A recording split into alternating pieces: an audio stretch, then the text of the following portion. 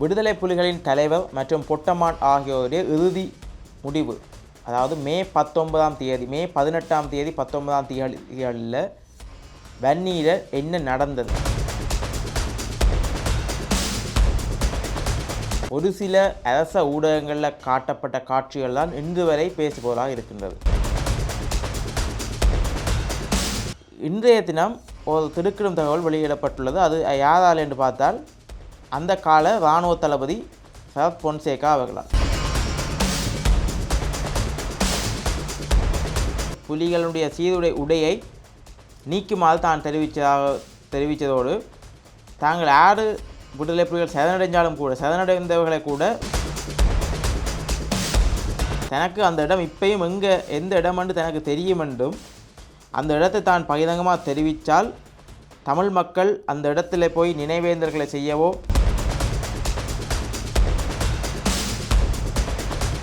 கருணா பொட்டமான உடலை அடையாளம் காட்டினது என்று எந்த இடத்திலும் தெரிவிக்கவில்லை. மே 14ஆம் தேதியே தங்களுக்கு புலிகளின் தலைமை பீடத்திலிருந்து ஒரு கட்டளை தரப்பட்டதாக தெரிவிச்சிருந்தார். அதாவது நீங்கள் உங்கள் சொந்த முடிவினை இனி எடுக்கலாம்.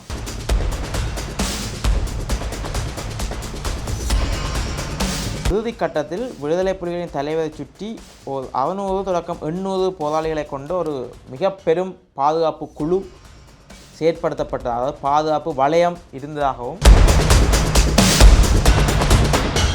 ஜெஃப்னாபுடைய நேயர்களுக்கு வணக்கம்.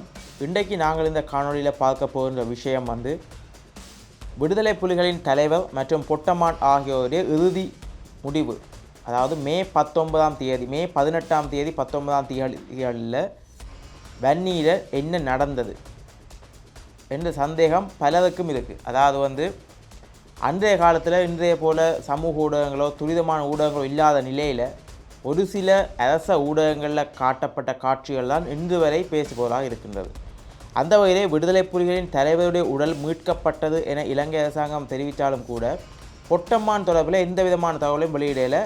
அதற்கு பதிலாக அவர் இறந்து விட்டார் என்ற ஒரு கதையை காலாதி காலம் சொல்லி வந்தார்கள். இது தமிழ் மக்கள் மத்தியில் மட்டுமல்லாமல் உலகவாழ் மக்கள் அனைவராலும் எதிர்பார்க்கப்பட்ட ஒரு விஷயம். அதாவது உலக வாழ் மக்கள் அனைவராலும் சர்ச்சைக்குரிய விஷயமாக பார்க்கப்பட்டது இந்த விஷயம். தலைவர் இருக்கிறார் என்று ஒரு சிலரும், தலைவர் இல்லை என ஒரு சிலரும், அதேபோல் பொட்டமான் வெளியேறி விட்டார் என சிலரும், பொட்டமான் இல்லை மரணித்து விட்டார் என ஒரு சிலரும் என்று இவ்வாறாக இந்த தலைவர் மற்றும் பொட்டமானுடைய சர்ச்சைகள் தொடர்ந்த வண்ணமே இருக்கின்றது. அந்த வகையிலே இன்றைய தினம் ஒரு திடுக்கிடும் தகவல் வெளியிடப்பட்டுள்ளது. அது யாரால் என்று பார்த்தால் அந்த கால இராணுவ தளபதி சரத் பொன்சேகா அவர்களால். அதாவது சிங்கள ஊடகம் ஒன்றிற்கு அவர் வழங்கிய ஒரு நேர்காணலில் அந்த விஷயங்களை சொல்லியிருக்கின்றார். அதாவது அந்த நேர்காணலில் அந்த நேர்காணலில் அவருடைய ஒரு கேள்வி கேட்கப்படுது. அதாவது விடுதலை புலிகளின் தலைவருடைய உடலுக்கு என்ன நடந்தது என்று ஒரு கேள்வி கேட்கப்படுது. அந்த கேள்விக்கு விடையளிக்கும் பொழுது தான் சரத் பொன்சேகா பல முக்கியமான தகவலை வெளியிட்டிருக்கின்றார். அதாவது மே 18ஆம் தேதி தலைவர் பிரபாகரன் கொல்லப்பட்டார் எனவும் அது எந்த விதமான சர்ச்சைக்கு உரிய ஒரு விஷயமும் இல்லை, அது நாங்கள் உறுதிப்பட தெரிவிக்கின்றோம் என தெரிவித்ததோடு அந்த சம நேரத்தில் அங்கே இருந்த களத்தில் இருந்த இராணுவ தரப்பால், அதாவது குறிப்பாக கமல் குணரத்ன ஆகிய தளபதியால் தனக்கு தொலைபேசி மூலமாக இவ்வாறாக நந்திக்கல் பகுதியிலிருந்து விடுதலை புலிகளின் தலைவர் உடலை மீட்டு விட்டோம் என தகவல் கிடைத்ததாகவும் தான் மேலதிகமான பல கட்டளைகளை அவர்களுக்கு வழங்கியதாகவும் இன்றைக்கு அந்த ஊடகத்தில் தெரிவிச்சிருக்கிறார். குறிப்பாக தான் முதலாக சொன்னது அவருடைய உடைகளை, அதாவது வரி உடைகளை, புலிகளுடைய சீருடை உடையை நீக்குமாறு தான் தெரிவித்ததோடு தாங்கள் யாரு விடுதலை புலிகள் சரணடைந்தவர்களை கூட வரி உடைகளை நீக்குவதுதான் தங்களுடைய மரபு, அதாவது தங்களுடைய அன்றாட நடைமுறை என்ற வகையிலும் ஒரு கருத்தை தெரிவிக்கின்றார். அது மேலும் தெரிவிக்கும் பொழுது விடுதலை புலிகளின் தலைவரை தாங்கள் மீட்டெடுத்தோம், அவருடைய உடலில் பல இடங்களில் காயம் இருந்ததெனவும் அவருடைய உடலை குறித்த அந்த அண்மைய பகுதிகளில் தான் எரித்தோம் எனவும், அதாவது எரித்தோம் என சொல்லல, இறுதி சடங்குகளை செய்தோம் என்றும் அங்கேயே அந்த கதை முடிஞ்சு, அதாவது தலைவர் உடல் கிடைச்சது, அதை நாங்கள் அங்கேயே அடித்து விஷயத்தை முடித்தோம் என்ற வகையில் ஒரு தகவலை வெளியிட்டிருக்கின்றார். தனக்கு அந்த இடம் இப்பயும் எந்த இடம் என்று தனக்கு தெரியும் என்றும் அந்த இடத்தை தான் பகிரங்கமாக தெரிவித்தால் தமிழ் மக்கள் அந்த இடத்துல போய் நினைவேந்தல்களை செய்யவோ நினைவு தூபிகளை பிரம்மாண்டமான அளவில் அமைக்கவோ கூடும் என்பதனால் தான் அந்த விடயத்தை ஒரு காலமும் வெளியிட மாட்டேன் என்ற ஒரு விஷயத்தையும் சொல்லியிருந்தார். அதே நேரத்தில் மேலும் அவர் தெரிவித்தது என்னென்னா பொட்டம்மானுடைய உடல் தங்களுக்கு கிடைக்கவில்லை என்பதை அவர் உறுதிப்பட தெரிவிச்சிருக்கிறார். அதாவது எப்படி சொல்லியிருக்கிறார் என்றால் பொட்டம்மான் தன்னுடைய கழுத்தில் இல்லை தலையில் ஏற்பட்ட காயத்தை தொடர்ந்து வெடித்து சிதறியதாக கேபி பின்னாட்களில் தங்களிடம் கூறியிருந்தார் என்ற வகையில் தான் அவர் கருத்தை தெரிவிச்சிருக்கின்றார்.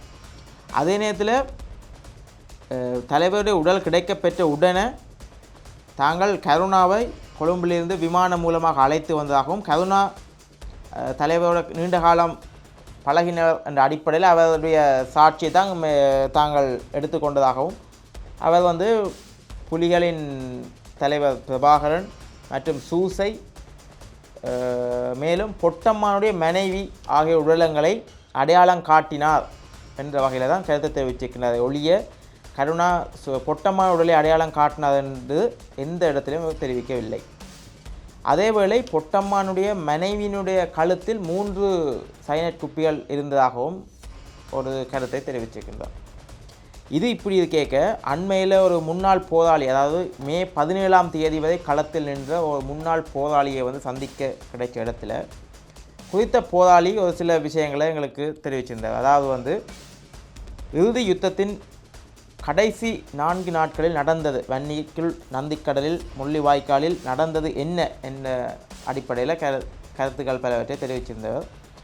அதை நான் இதோட உங்களுக்கு நினைக்கிறேன். அதாவது மே 16ஆம் தேதியே தங்களுக்கு புலிகளின் தலைமை பீடத்திலிருந்து ஒரு கட்டளை தரப்பட்டதாக தெரிவிச்சிருந்தார். அதாவது நீங்கள் உங்கள் சொந்த முடிவினை எடுக்கலாம், நீங்கள் உங்கள் சொந்த முடிவை எடுக்கலாம் என்பதன் மூலம் கருதப்படுவது என்ன என்றால் நீங்கள் உங்கள் குடும்பத்தோடையும் செல்லலாம், குப்பி கடிக்கவும் முடியும். குப்பி என குறிப்பிடப்படுவதவர்கள் சைனைட்டு. அதே நேரம் போதட்டும் மதனிக்க முடியும். அதாவது உங்களோட சொந்த முடிவு, நாங்கள் புலிகள் தரப்பால் எந்த விதமான கட்டளையும் இனி உங்களுக்கு தரப்படாது என்ற அடிப்படையில் அறிவித்தல் வெளியிடப்பட்டதாகவும் இந்த அறிவித்தலை தொடர்ந்து ஒரு சில போராளிகள் தங்களுடைய கண்ணெதிரே தங்களுடைய குடும்பங்கள் சிதைக்கப்படுவதையும் குடும்பங்கள் அழிவதையும் பார்த்து மனம் தாங்காமல் ஆயுதங்களை விட்டுவிட்டு குடும்பத்தோடு போனதாகவும் தங்களை போன்ற ஒரு சிலர் இறுதி வரை நின்று களமாடியதாகவும் ஒரு சில ஆதாரங்களையும் தெரிவிச்சிருந்தார். அதே நேரத்தில் அவர் சொன்ன இன்னொரு மிக முக்கியமான விடயம், மே 15ஆம் தேதியிலிருந்தே வெளியேறும் ஒரு திட்டம் பொட்டம்மான் தலைமையில் நடைபெற்றதாகவும் அது மே 15ஆம் தேதி நடைபெற்றதெனவும் ஒரு பரீட்சார்த்த முயற்சியை நடைபெற்றெனவும் அது இராணுவத்தால் முறியடிக்கப்பட்டதை தொடர்ந்து மீண்டும் அவர்கள் வந்ததாகவும் ஒரு சிலர் மட்டுமே மீண்டும் வந்ததாகவும் அந்த போராளி குறிப்பிட்டார். அதாவது 150 பேர் வரையிலான குழு அங்கே சென்றதாகவும் எஞ்சி ஓரிரு போராளிகள் மட்டுமே திரும்பியதாகவும் தெரிவிச்சிருந்தார். ஆகவே அது தோல்வி.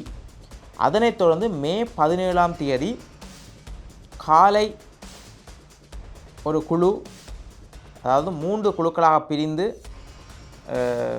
கேப்பா பிளவு மூலமாக காட்டுக்குள் நுழையும் ஒரு திட்டம் இருந்ததாகவும் அதனை தளபதி பொட்டம்மான் அவர்கள் திட்டமிட்டிருந்தாகவும் அந்த முயற்சியும் தோல்வியில் முடிய திரும்பி வந்ததாகவும் அதன் பின்னர் அந்த இரவு மே 17ஆம் தேதி இரவு 2 மணி அளவில் மிக பெரும் போர் இடம்பெற்று பெரும் சத்தங்கள் ஏற்பட்டு அதனை தொடர்ந்து எல்லா சத்தங்களும் அமைதியாயிற்று. அதாவது அந்த 17ஆம் தேதி நள்ளிரவு 2 மணிக்கு நடந்த சண்டையோடு அனைத்து தலைவர்களும் தளபதிகளும் மதனித்து விட்டார்கள் என்றது தான் நேரில் அங்கே நின்றான் என்ற அடிப்படையில் இதை நான் உறுதிப்பட கூறுகின்றேன் என்ற அடிப்படையில் அவர் தெரிவித்தார். அது எல்லாம் அவர் சொன்ன இன்னொரு விஷயம், மே 17 மாலை தான் சரியாக காயப்பட்டதால் வெளியேறி விட்டதாகவும் மே 17 அந்தண்டு இரவு தான் இந்த சம்பவங்கள் தங்களுக்கு கேட்கக்கூடியதாக இருந்தது. தாங்கள்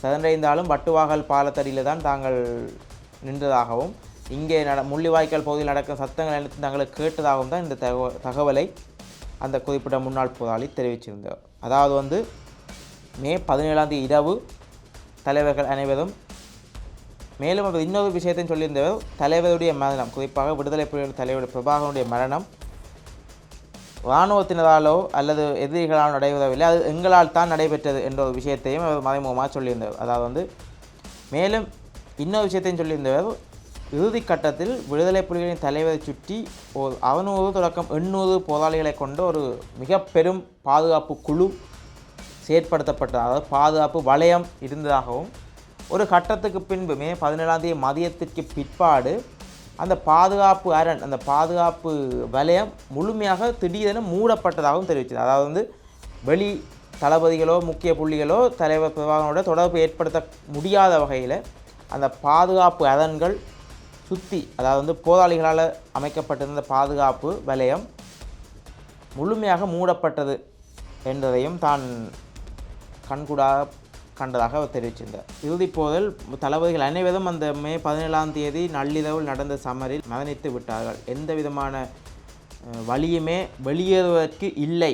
அது இராணுவத்தினால் சுற்றி எழப்பட்ட ஒரு சிறிய சதுர பரப்புக்குள்ளேயே தாங்கள் அடைக்கப்பட்டிருந்ததாகவும் அதை உடைத்து வெளியேறும் வகையில் எந்த விதமான திட்டங்களுமே இருக்கவில்லை என்ற வகையிலும் குறித்த முன்னாள் போராளி தெரிவித்திருந்தார். இவ்வாறாக இந்த தலைவர் பிரபாகரனுடைய மரணம் மற்றும் உடல் ஆகிய சர்ச்சைகளுக்கு ஒரு முற்றுப்புள்ளி வைக்கப்பட்டுள்ளது. அண்மையில் ஒரு சில ஊடகங்களில் தலைவர் பிரபாகரனுடைய உடலை இராணுவத்தின் பாதுகாப்பில் இந்தளவும் வைக்கப்பட்டுள்ளதா என்ற வகையிலான சில சர்ச்சைகளும் நிலவி வந்தது. எனினும் அவை அனைத்துக்கும் முடிவு காட்டும் வகையில் சரத் பொன்சேகாவின் இந்த அறிவிப்பு காணப்படுகின்றது. இதேவேளை இறுதி கட்டத்தில் போர் தளபதியாக இருந்த, குறிப்பிட்ட நந்திக்கல் பகுதியில் தளபதியாக இருந்த கமால் குணரத்னவும் போரின் இறுதிக்கட்டம் தொடர்பில் போரின் பிற்பாடு ஒரு நூலை எழுதியிருந்தார். நந்திக்கடல் என்று சொல்லி ஒரு நூலை எழுதியிருந்தார். குறிப்பிட்ட அந்த நூலிலும் இதே ஒத்த